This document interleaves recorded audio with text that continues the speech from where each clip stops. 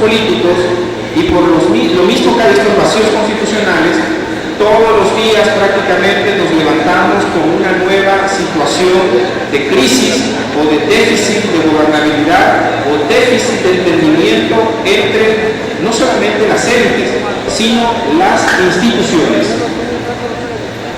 En el Congreso, un trabajo sistemático legislativo, como atestigua este libro, requiere al menos tres cosas. La primera es una formación académica sólida de quien las impulsa. La segunda es una preocupación por consultar permanentemente a especialistas. Y la tercera es una capacidad de visualizar de manera global los déficits sistémicos, constitucionales y legales.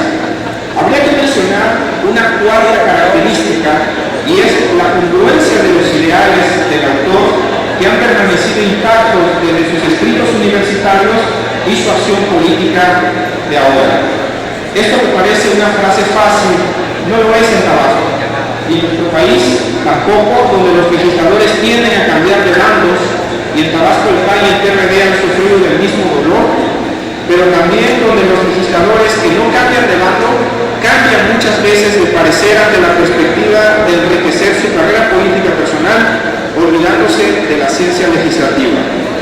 Este libro de José Antonio, aunque muy personal por su original aportación, reivindica el trabajo del Congreso local de nuestro Estado, tan criticado este Congreso por los ciudadanos y tan lamentable por sus traiciones políticas.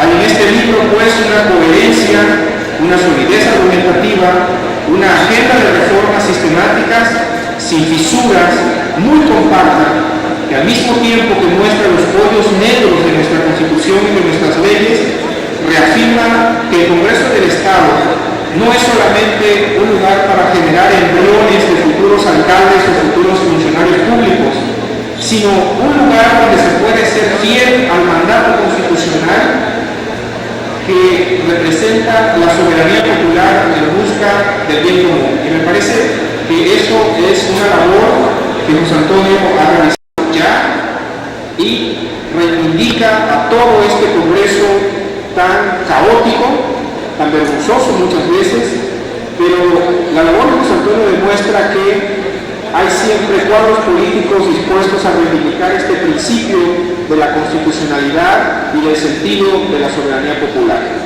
Muchas gracias.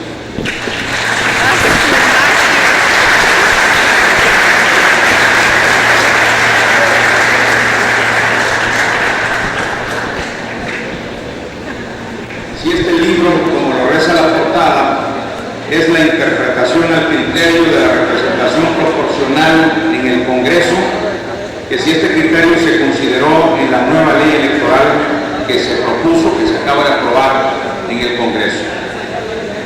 Definitivamente no.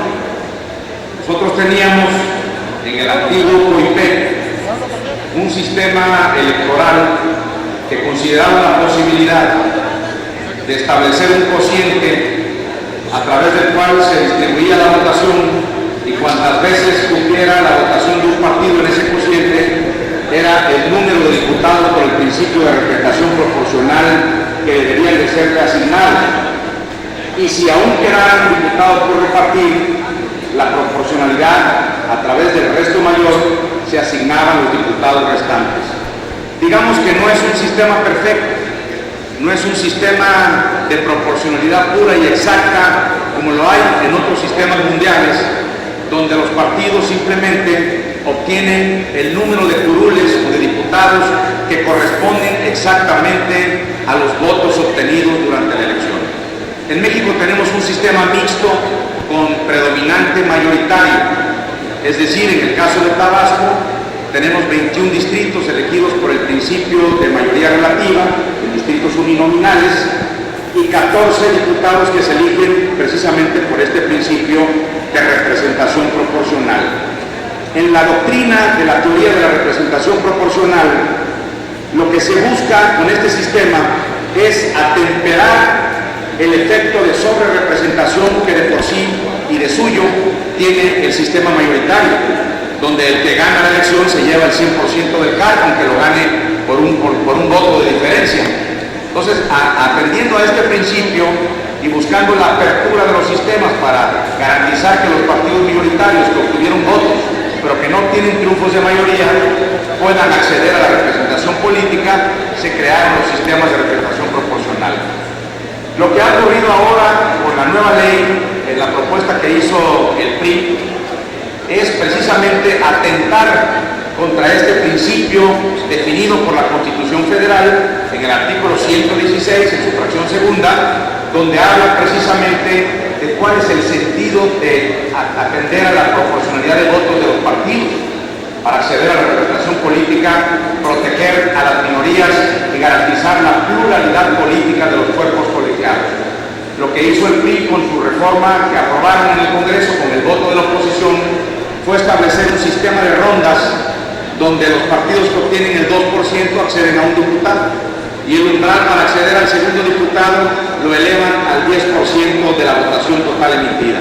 Esto nos lleva al escenario de que un partido que obtenga el 9.9% de la elección, estamos hablando de más o menos de más de 100,000 votos de la elección de Tabasco, solamente puede tener un diputado por el principio de representación proporcional por haber obtenido el 2%.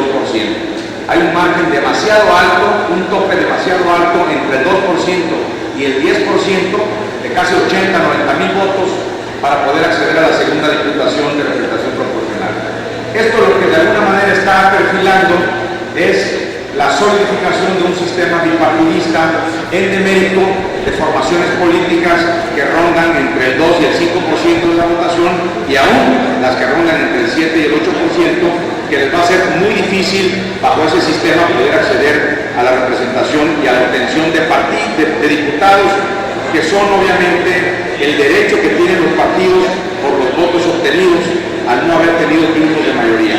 Entonces, respondiendo concretamente a la pregunta, no se consideró en la actual ley electoral un sistema de proporcionalidad que atienda precisamente a la proporción de votos obtenidos por los partidos, un sistema que sea justo, un sistema que permita la pluralidad política y la representación y acceso de las minorías al poder político.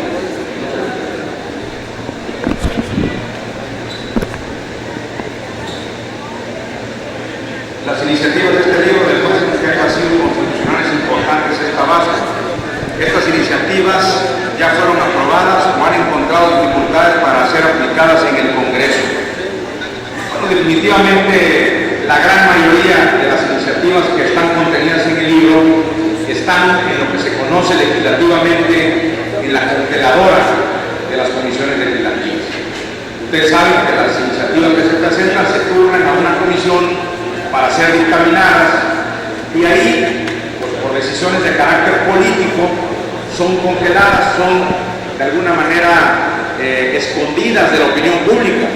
Por esa razón es que nosotros tomamos la decisión de publicar estas iniciativas para airear el debate político de los temas del Congreso y ponerlo en manos de la sociedad, de los ciudadanos, de las organizaciones que se interesen, para que conozcan los temas que estamos proponiendo y debatiendo en el Congreso.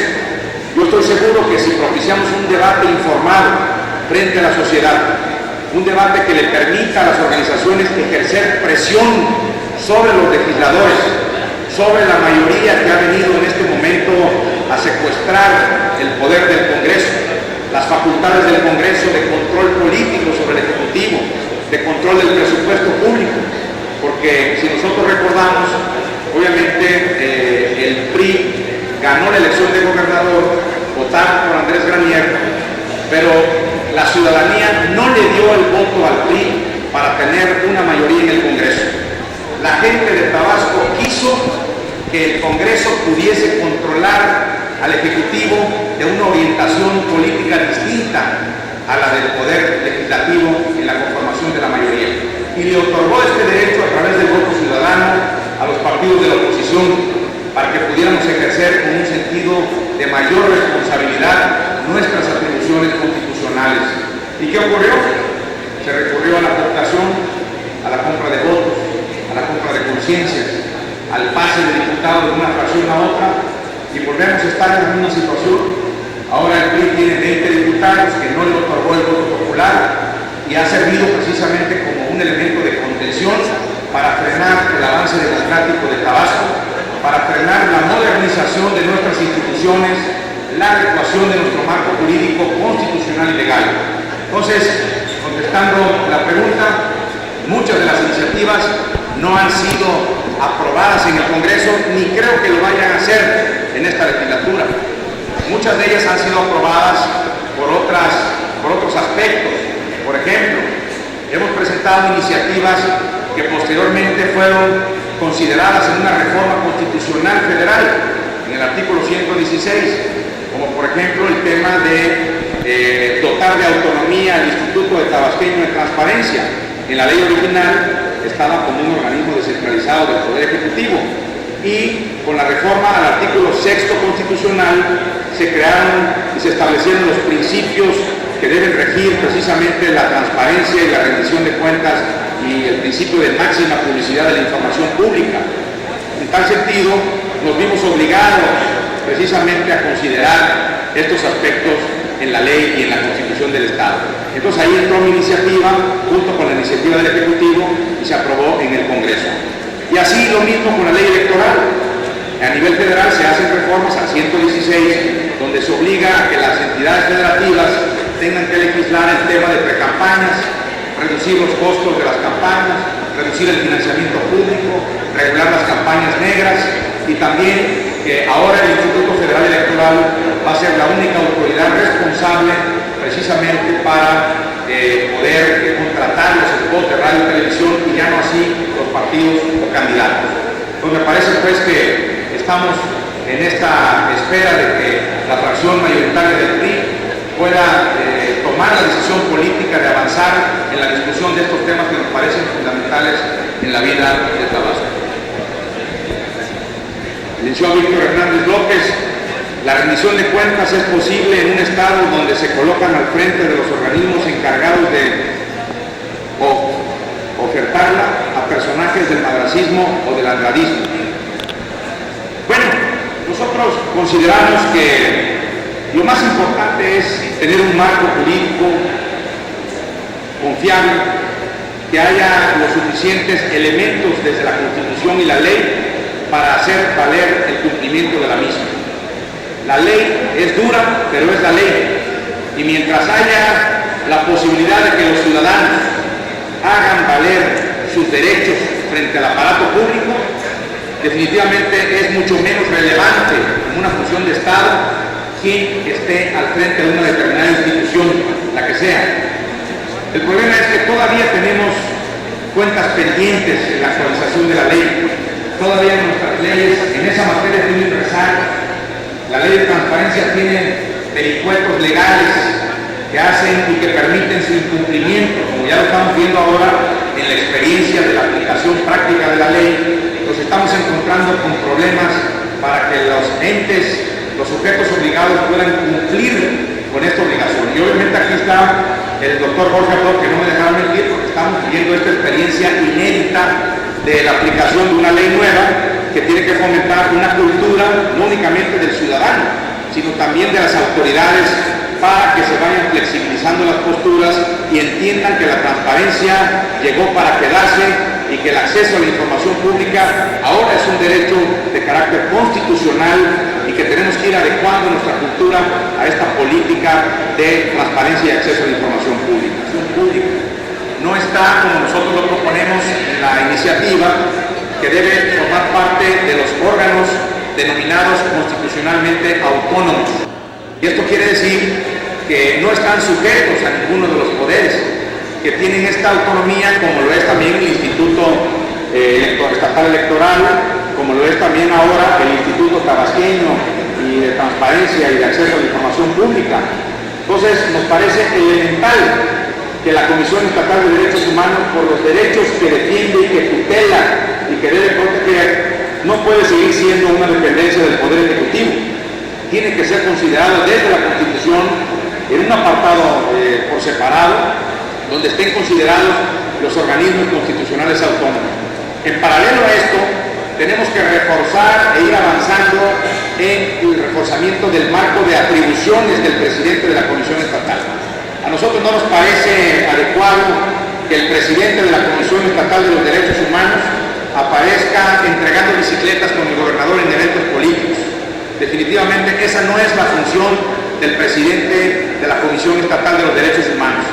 Nosotros queremos un presidente de la comisión y una comisión que verdaderamente tutele los derechos humanos, los defienda en contra de quienes abusen, en contra de estos derechos, en contra de las mujeres, de los seres humanos que son vejados y atacados también por autoridades gubernamentales. No puede haber realmente sanciones, recomendaciones, estudios independientes y una posición firme mientras sea un apéndice del Poder Ejecutivo. La solicitud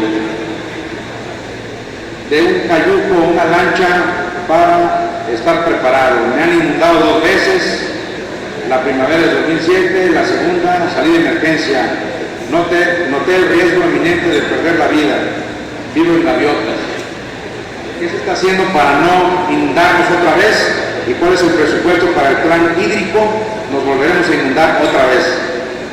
Bueno, no es precisamente un tema de nuestro libro, pero evidentemente le comento que sí ha habido presupuesto importante que ha ejercido tanto la Federación como el Estado para atender los problemas de inundaciones. Lo que ha habido es malos gobernantes, lo que ha habido es malas políticas públicas, lo que ha habido es desvío de recursos para no atender esta importante problemática de los tabasqueños. Yo le puedo decir que precisamente a partir del año pasado se ha tomado ya una decisión a nivel superior, que hay un plan hídrico o hidráulico. La verdad no quisiera entrar en polémica con los especialistas sobre cuál es el término correcto, pero sí podría yo adelantar que hay una serie de acciones que se están determinando, una serie de estudios que se encargaron a nivel superior al Instituto Politécnico Nacional, a la Universidad Nacional Autónoma de México, con la intención de tratar de resolver este tema que yo honestamente no sé si se va a poder resolver en el corto plazo, porque vivimos en el trópico húmedo, vivimos en las zonas bajas. El error de las políticas de planeación urbana ha sido hacer asentamientos urbanísticos y humanos y de población en zonas inundables, en zonas bajas. Y eso ahora tenemos un problema que tiene que resolver el Estado, que tiene que resolver el Ayuntamiento. Y verdaderamente es un problema muy serio, porque compromete muchísimos recursos, muchísimos miles de millones de pesos que no están a disposición de los gobernantes. Tiene que ser la Federación, sin duda alguna, la que resuelva este problema, o que de alguna manera se hagan las obras de infraestructura hidráulica de gran envergadura, no bordos, no paliativos, no sacos de arena ni postales. Esa no es la solución al problema.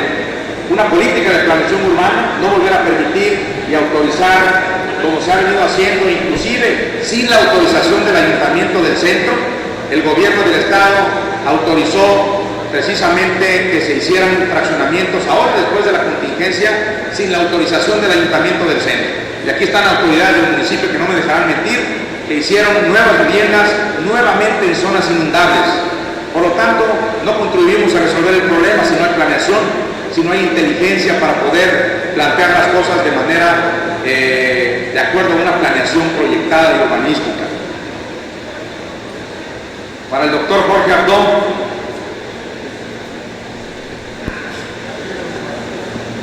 y cuyo secretario técnico es el licenciado Reséndiz, se refiere al dinero que recibió el gobierno del Estado en relación con los donativos. Nosotros no tenemos ese control, lo tiene el Consejo Ciudadano, está formado por el Remedio, por la Roberto Lara, por la rectora de la UNAM y por otras personas importantes de la entidad. Si este asunto en particular lo quieren conocer de manera puntual, pueden hacer una solicitud de acceso a información pública a las instancias correspondientes, y si no se la tienen, con mucho gusto nosotros, vía recurso de revisión, intervendremos para que se conozca con oportunidad este tema. Pero no es un tema nuestro, pertenece al Consejo de Reconstrucción Ciudadana. Muchas gracias. Muchas gracias. Acá parece que es un tabú. Bueno, efectivamente, fuimos la última entidad federativa en tener plena vigencia en materia de acceso a la información pública, aunque la ley de transparencia ya había entrado en vigor por una disposición de la fracción mayoritaria del PRI, se difirió este derecho en un artículo sexto transitorio. Los diputados de la oposición presentamos una acción de inconstitucionalidad ante la Suprema Corte, que ganamos ante el máximo tribunal del país, para precisamente determinar que esa disposición transitoria para deferir el derecho de acceso a la información pública era contraria a la Constitución General de la República. Y por eso es que a partir de ese momento hemos iniciado ya en plena vigencia. Tabasco fue el último estado en entrar precisamente en este derecho de garantizar el acceso a la información de los ciudadanos tabasqueños. Y bueno, ya mencionamos hace un rato, me parece que nos va a llevar todavía un largo trecho el ir adaptando a las instituciones, a la cultura de la clase gubernamental y también al ciudadano para que sepa que tenemos derechos que podemos hacer valer a través de la ley de transparencia, a través de los recursos que están establecidos para, en el caso de que una autoridad nos niegue la información teniendo la obligación de entregarla.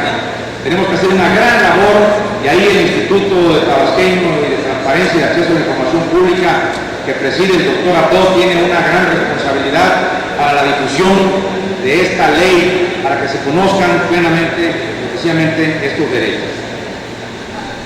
Nos comenta aquí Mayra Domínguez Luna, estudiante de Derecho, que cuando se propone en el libro, en la iniciativa, el cambio de la naturaleza jurídica de la Comisión Estatal de los Derechos Humanos en Tabasco, se refiere a adoptar la fórmula de la Comisión Nacional de Derechos Humanos como organismo descentralizado con personalidad jurídica y patrimonio propio. No, precisamente así es como está ahorita. Lo que queremos es que desde el texto constitucional deje de formar parte de una dependencia del Poder Ejecutivo, que pueda ser considerada como un organismo constitucional autónomo, que envíe su presupuesto en forma autónoma al gobernador, como lo hacen los demás organismos autónomos, para que éste integre el presupuesto de egresos del Estado y lo envíe para la aprobación del Congreso. Pero nadie le puede decir qué recursos va a utilizar, porque tiene una autonomía constitucional que le permite decidir cuánto va a gastar o cuánto debe gastar en ese sentido.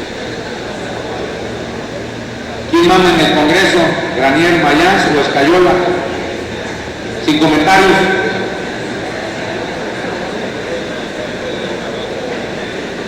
Hay una iniciativa sobre la creación de un tribunal constitucional. ¿En qué beneficiaría el sistema político y la democracia en Tabasco? Me pareció muy clara los comentarios que hizo el doctor Freddy Domínguez Nares respecto a esta iniciativa. Se trata de una nueva modalidad. Solo existe a nivel de las entidades federativas el caso de Veracruz, donde ya tiene un tribunal constitucional. Hay otras entidades federativas, creo que son 5 más, que ya están debatiendo el tema en sus estados. La iniciativa que nosotros presentamos está durmiendo el sueño de los justos en la Comisión de Gobernación y Puntos Constitucionales. ¿De qué se trata?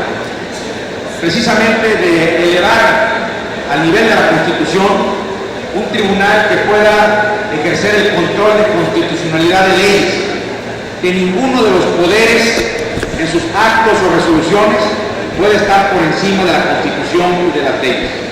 Actualmente hay acciones que se tienen que interponer ante la Constitución Federal de la República, ante la Suprema Corte, la acción de inconstitucionalidad, precisamente para cuando una ley estatal viola los principios constitucionales.